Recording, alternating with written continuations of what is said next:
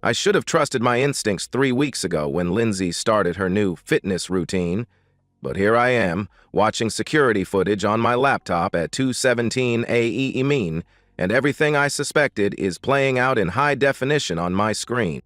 3 weeks ago, it started with small changes. Lindsay had always been health conscious, but suddenly she was obsessed with getting in shape for summer. She joined an exclusive gym across town and started taking long jogs in the afternoon, returning home flushed and energized, immediately heading for the shower. "I'm just so motivated lately," she'd say, toweling her hair dry. "Marcus really pushes me to be my best." Marcus, her married personal trainer who charged premium rates for house calls. Lindsay gushed about his methods, how he understood her body better than any trainer she'd ever worked with. Red flags I should have acted on immediately. But I've been burned before. My first marriage ended when I discovered my ex-wife's affair through confrontation rather than preparation. I learned then that accusations without evidence just give cheaters time to cover their tracks. This time, I decided to be smart about it. The morning I installed the GPS tracker, Lindsay was hunting in the shower. I had 20 minutes while she got ready. The magnetic tracker was smaller than a matchbox and battery operated for 3 months. I attached it inside her rear wheel well, where road dirt would hide it completely. "Have a good workout, honey," I called out as she grabbed her gym bag. "Thanks, babe. Marcus is really going to work me hard today." She kissed my cheek, and I smelled the expensive perfume she'd started wearing to the gym. That afternoon, I watched the tracker's signal on my phone. Instead of going to the gym, Lindsay drove straight to Riverside Park, a secluded area with walking trails. She stayed there for 2 hours. When she came home, she was glowing with that post-workout flush. "Marcus really knows how to get my heart rate up," she said, heading straight for the shower again. The next day, I took a personal day and drove to Riverside Park. I found Lindsay's car, parked beside a silver Honda Civic in the most isolated section. Through binoculars, I watched her meet a tall, athletic man who had to be Marcus. They embraced like lovers, not like a trainer and client. That night, while Lindsay slept beside me, I researched security cameras online. I ordered a comprehensive system, 6 wireless cameras with motion activation, night vision, and cloud storage. I spent the weekend learning to install them myself while Lindsay was at her sister's house.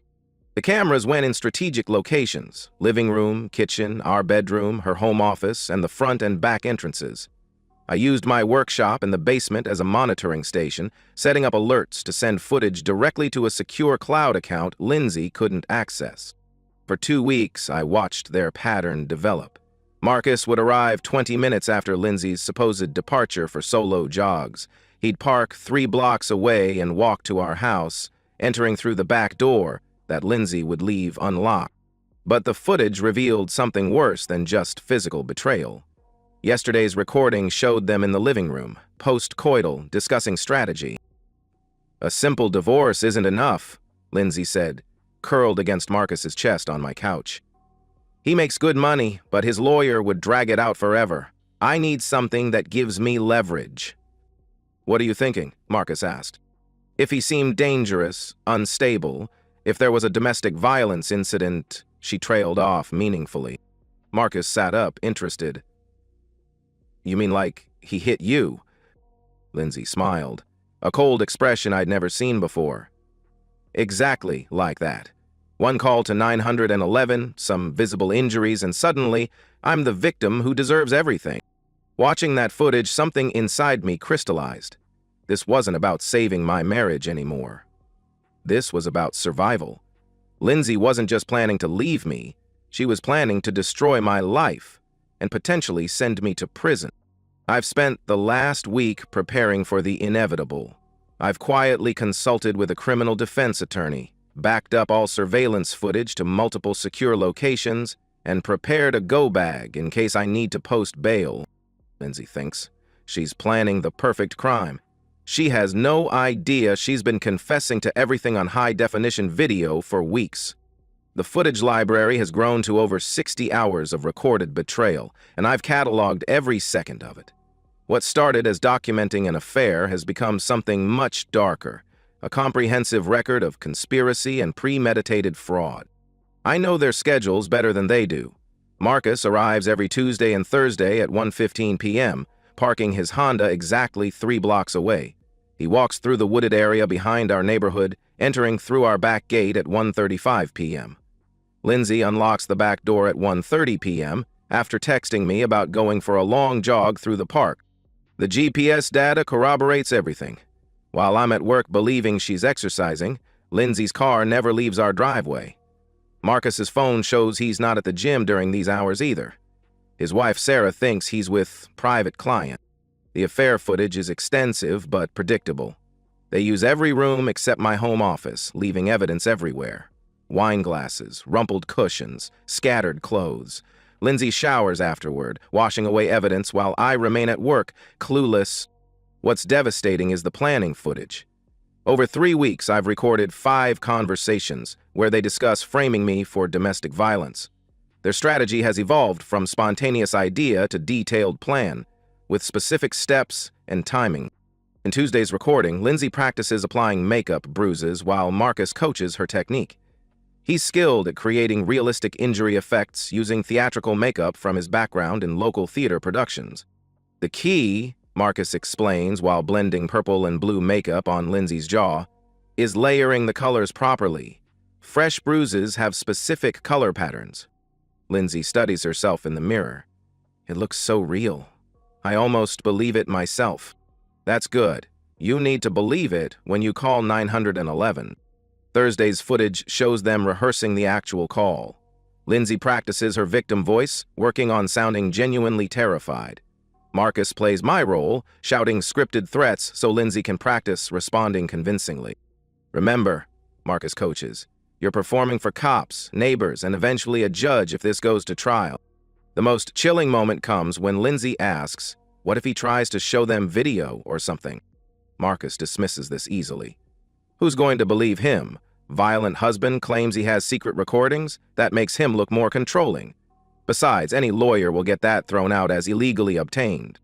They laugh about how the plan plays into domestic violence stereotypes. Controlling husband, vulnerable wife, escalating abuse. Lindsay mentions she's been setting up the narrative for weeks, casually telling friends, I've been stressed and short-tempered. I've been planting seeds, she explains. When this happens, people will say they saw it coming. I've researched Marcus's background too. He's married to Sarah Wellington, a kindergarten teacher at Riverside Elementary. She has no idea about her husband's infidelity or his willingness to help frame innocent people for violent crimes. Through social media, I've learned Sarah and Marcus have been married 8 years. She regularly posts about their perfect marriage and has been struggling with fertility treatments for 3 years. Sarah deserves to know the truth, but strategically, she's going to be crucial when this all comes out. A wife's testimony about her husband's lies will be devastating for their defense. The financial evidence is substantial, too. I've tracked over $3,000, 0 cents in cash withdrawals Lindsay made over 2 months, money corresponding exactly with Marcus's private training sessions. Credit card records show purchases of expensive lingerie and wine I never saw. Most damning is their discussion of what happens after I'm arrested. They've planned how to move in together immediately, using my assets while I'm tied up in legal proceedings. Once he's got a domestic violence charge, no judge will sympathize with him, Lindsay explains. I'll get the house, the savings, everything. The audio quality is perfect. Their faces are clearly visible. The premeditation is undeniable. They've handed me enough evidence to destroy both their lives, and they have no idea they've been confessing to felony charges on camera. Tonight, I'm backing up the final recordings to 3 separate secure cloud accounts. Lindsay has been more aggressive lately, trying to provoke reactions she can use against me. She starts arguments in public, where witnesses might see me as controlling. But I don't react anymore. I document everything and stay calm, knowing her increasing desperation means the plan is accelerating. When the time comes, I'll let the evidence speak for itself. The trap is set, and Lindsay is walking directly into it with the confidence of someone who believes she's in complete control. For the past week, she's escalated her provocation attempts while I've maintained perfect documentation of every manipulative tactic. Yesterday morning, I met with David Lewis, a criminal defense attorney specializing in false accusation cases. I presented it as hypothetical consultation about a friend's situation, but David read between the lines. Your friend should know that false police reports are felony charges in this state, David said carefully. If someone attempted to frame him with premeditation and conspiracy, we're talking about serious prison time for the accuser. I paid David's consultation fee in cash and left with his business card. I also transferred $50,000, 0 cents, to a separate account for legal fees and bail. The surveillance equipment has been running flawlessly for over a month. I've got 127 hours of footage stored across 3 secure cloud platforms. The backup system is redundant. Even if Lindsay discovered and destroyed the physical cameras, the evidence would remain safe. Lindsay's behavior has become increasingly erratic as her plan approaches execution. She's been picking fights over trivial matters, hoping to provoke a response she can escalate. Yesterday, she knocked over wine in the kitchen, then claimed I grabbed her arm too roughly when I steadied her. "You're getting more aggressive lately," she said, rubbing her arm dramatically. "That hurt." I apologized and cleaned up while she photographed her arm, presumably building evidence for her performance. But my cameras captured everything from multiple angles, showing clearly that my touch was gentle and protective. She's been staging accidents, too. Last week she claimed I pushed past her on the stairs. She practices stumbling when I walk near her, creating opportunities to claim intimidation. Each incident is photographed in what I assume is a journal, establishing a pattern of abuse. The most disturbing development is her new friendship with Janet Morrison, our neighbor who works as a domestic violence counselor. Lindsay has coffee with Janet regularly, discussing her concerns about my behavior. "I'm probably just being paranoid," Lindsay told Jeanette last week. "But he's been so controlling lately. He questions where I go, seems suspicious of everything." Janet, trained to recognize warning signs, responded exactly as Lindsay hoped. "Trust your instincts. Those behaviors often escalate." Lindsay is building a narrative with professional validation. Janet's testimony would be powerful evidence if I hadn't recorded Lindsay rehearsing these conversations with Marcus first.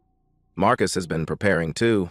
Yesterday's footage showed him bringing props, fake blood, theatrical makeup, and printed instructions on documenting injuries for legal proceedings. "The photos have to look authentic," Marcus explained. "Lighting, angles, timing, everything matters." They spent 2 hours staging a complete dress rehearsal. Lindsay applied bruise makeup while Marcus photographed the process. They practiced her 911 call, with Marcus shouting believable threats in the background. "Remember," Marcus coached, "you called because you feared for your life. That fear has to be in your voice." Lindsay's performance was Oscar-worthy. Listening to her practice scared pleas while laughing between takes was genuinely chilling. They've scheduled their performance for tonight. I know because they discussed timing extensively. Friday evening, when neighbors are home to hear the disturbance, when police response is slower, and when I would typically be relaxed and drinking wine. "Friday night is perfect," Lindsay told Marcus.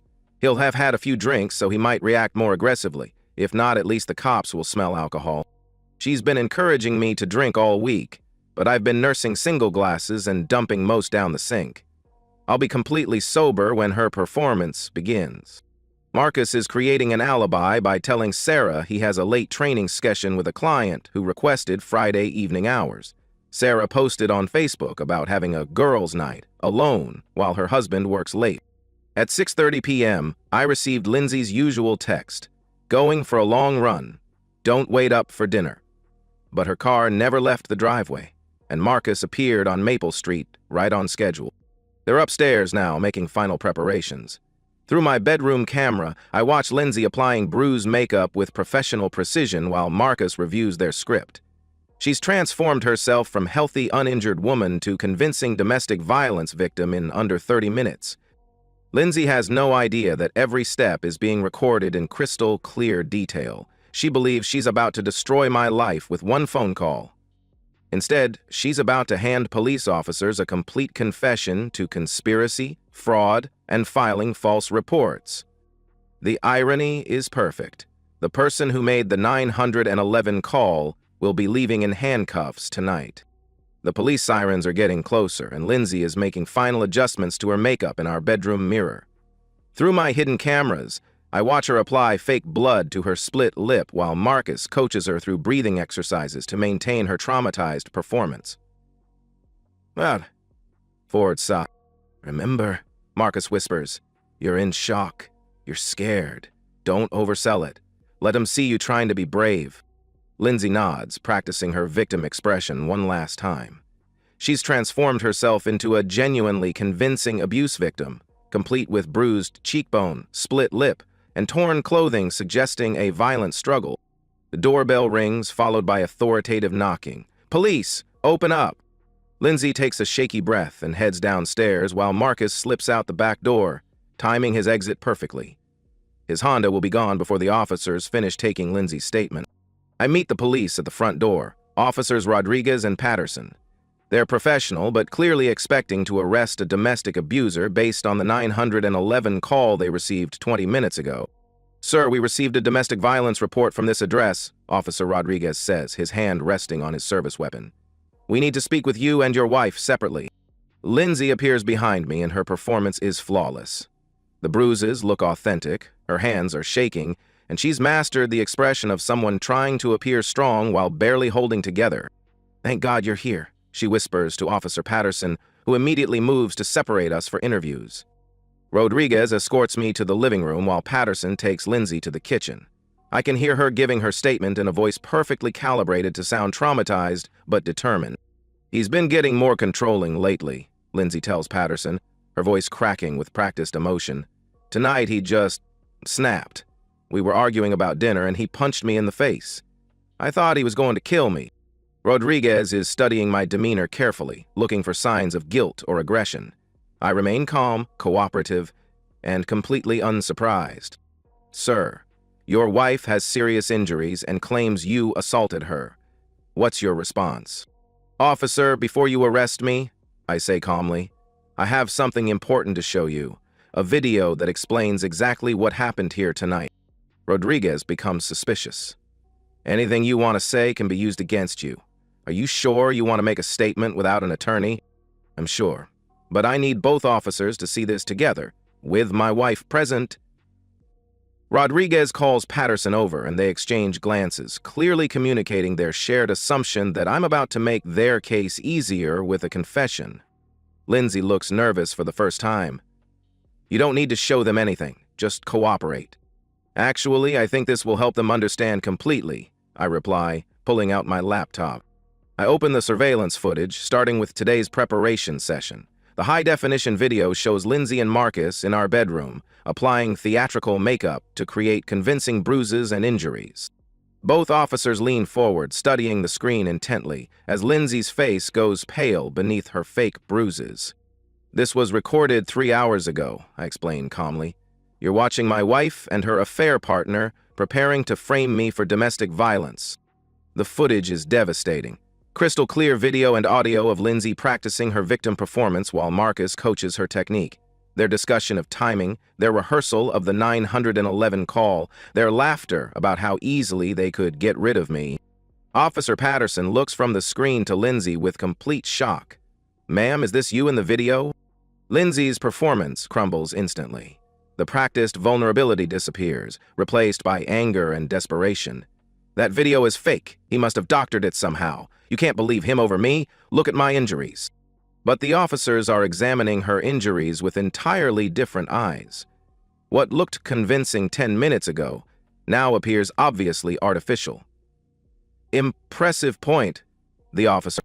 I continue playing footage from previous weeks.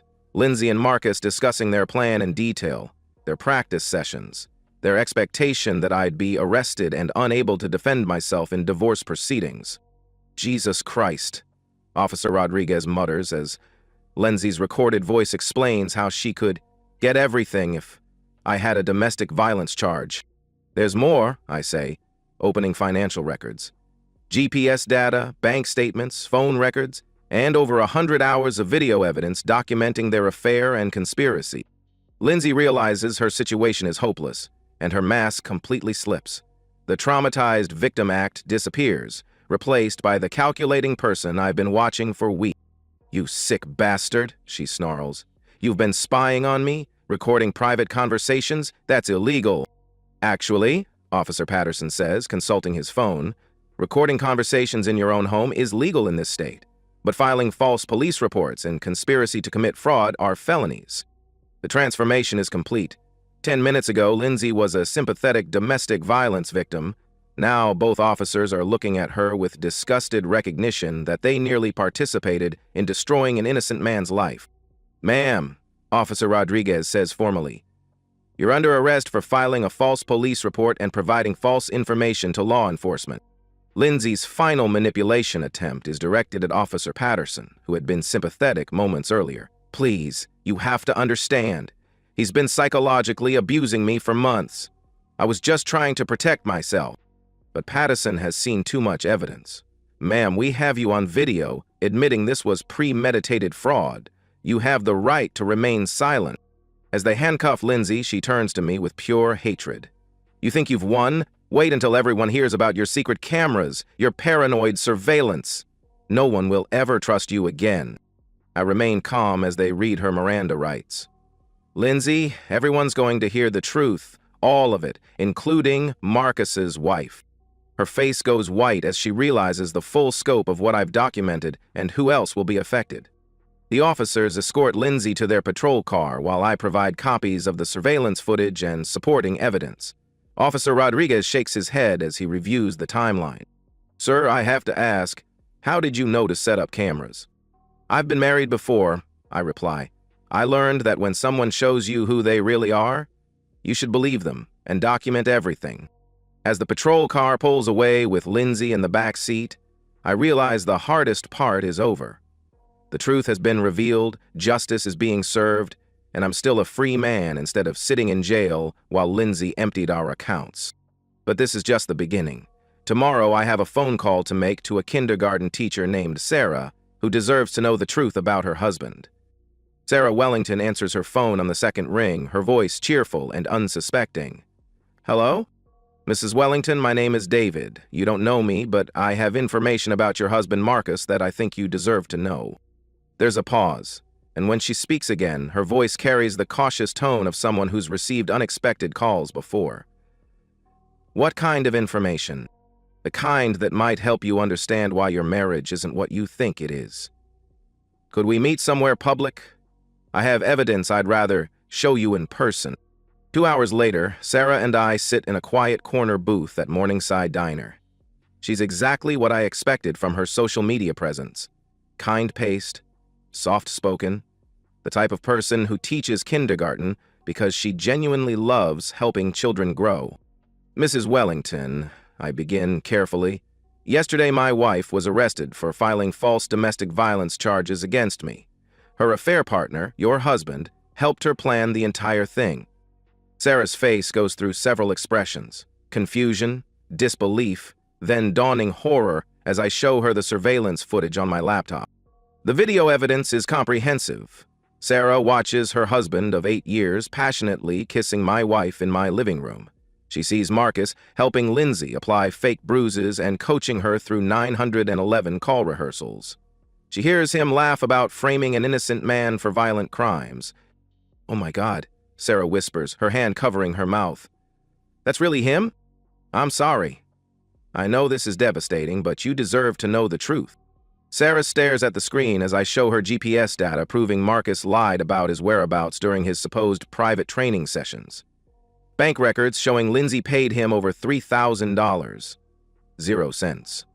Phone records documenting hundreds of calls and texts between them over 4 months. "All those nights he said he was working late," Sarah says quietly. "All those weekends he claimed to have emergency clients. He was with your wife. Planning to destroy my life," I add. The domestic violence frame job was their exit strategy.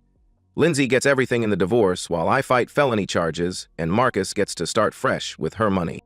Sarah is processing the betrayal methodically, her teacher's mind organizing the evidence and timeline. 4 months ago, Marcus started acting different, more secretive, less affectionate. He said he was stressed about building his business. I show Sarah the final piece, footage from 2 days ago where Marcus and Lindsay discuss their post-arrest plans. They talk about moving in together immediately, using my assets to fund their new life, and Marcus finally leaving his boring, pathetic wife, who can't even get pregnant properly. Sarah's composure finally breaks. Not dramatic sobbing, but the quiet tears of someone whose world has just crumbled. We've been trying to have children for 3 years. Through fertility treatments, miscarriages, thousands of dollars in medical bills, and he called me pathetic. Sarah, I'm not just here to show you what your husband did. I'm here to offer you the same thing your husband tried to take from me, the truth, and the evidence you need to protect yourself. I slide a USB drive across the table. Everything is on here. The affair footage, conspiracy evidence, financial records, GPS data, phone records. Marcus helped plan a felony, and he's going to face charges. But you can use this to protect yourself in divorce proceedings. Sarah stares at the USB drive like it contains nuclear secrets. This is really happening, isn't it? My marriage is over. Your marriage to a man who doesn't exist was over 4 months ago. Now you get to divorce the man he really is with evidence that will protect your interests. Sarah's transformation begins immediately, just as mine did when I first suspected Lindsay's betrayal. The shock gives way to practical thinking, the devastation transforming into determination. That is the turn. What kind of charges is Marcus facing? She asks. Conspiracy to commit fraud, accessory to filing false police reports, potentially conspiracy to commit perjury. He's looking at serious prison time. Sarah nods, her mind already working through implications. So he'll be arrested soon? I expect charges within the week. Then I need to file for divorce immediately, before he can hide assets. Sarah's voice is getting stronger, more determined. Over the next hour, Sarah and I develop her strategy. She'll file for divorce Monday morning, citing adultery with comprehensive video evidence.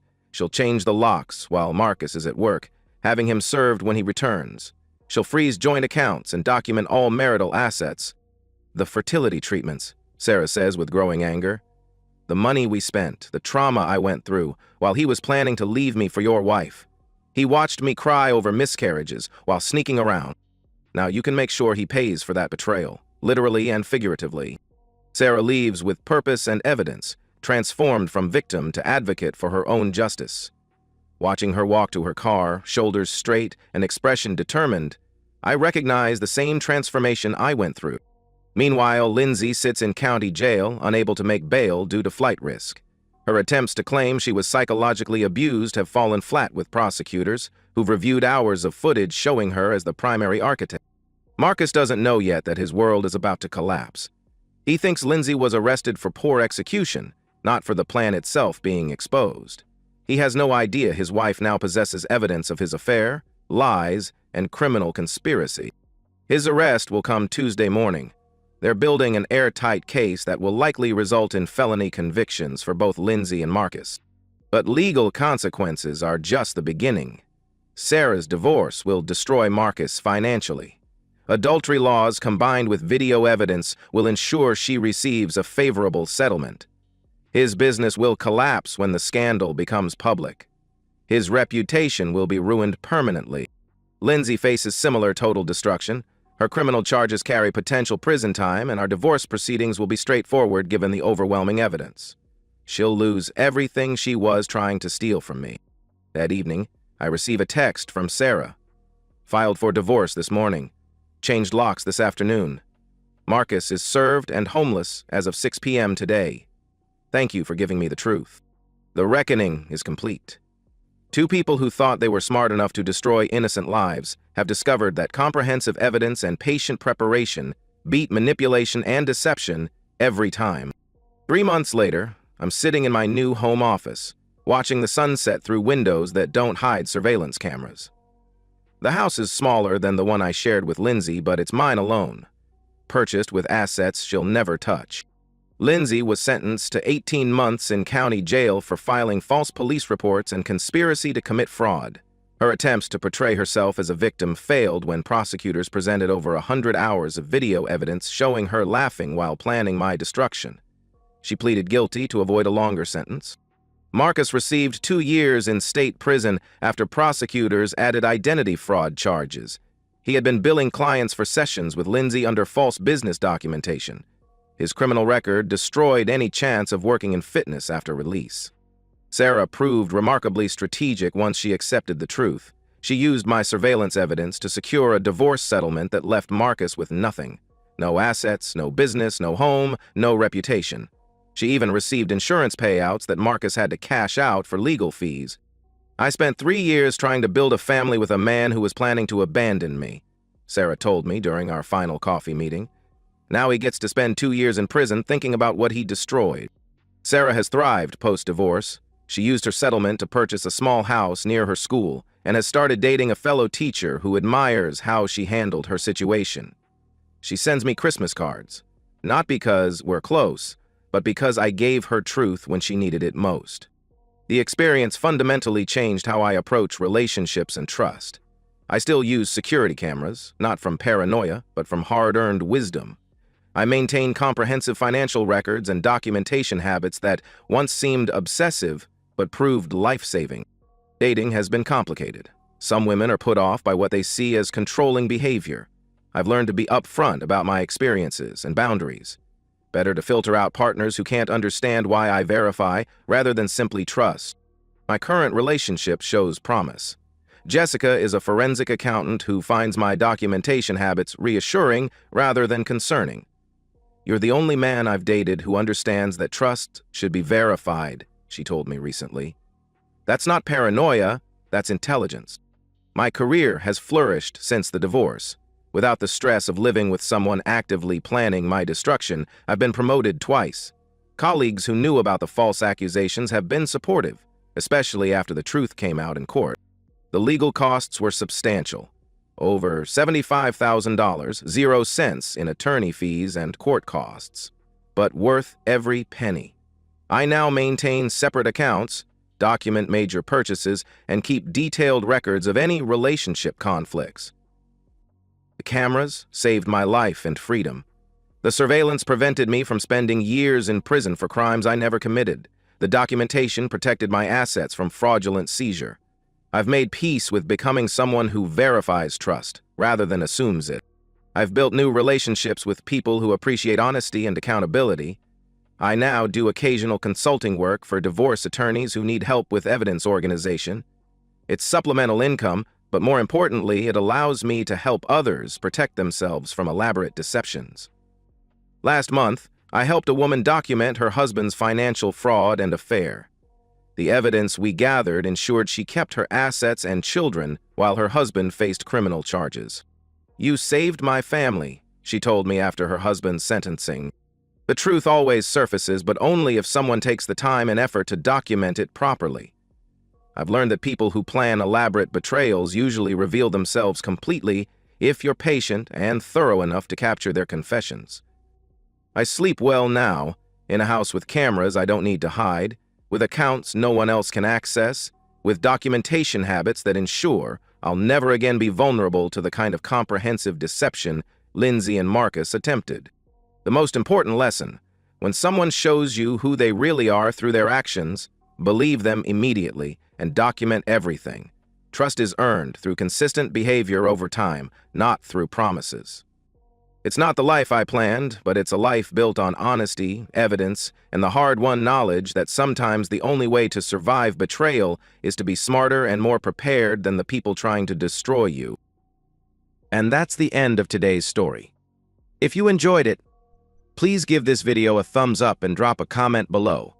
Your support helps the algorithm push my content further. If you're new to the channel, don't forget to hit that subscribe button. It really helps me keep creating more stories for you.